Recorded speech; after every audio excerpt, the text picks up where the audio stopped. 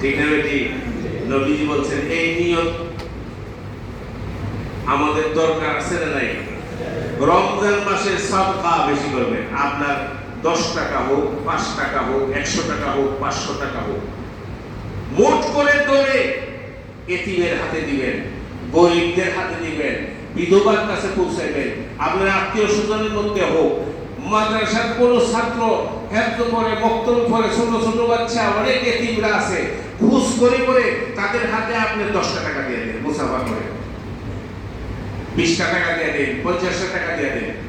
কোন আলেমের সাথে সাক্ষাৎ হলো, সালাম কালাম করে মুসাফা করলেন, হুজুর হাত দিয়ে দেন। রমজানের রোজার যেই সওয়াব আল্লাহ পাক ঠিক ওই রমজানের ওই আরেকটা রোজার সওয়াব আপনার আমলনামার মধ্যে জমা করে দিবেন। এটা রমজানের আমল। এই জন্য ইফতারির বিষয়টা দেখেন আমাদের মসজিদে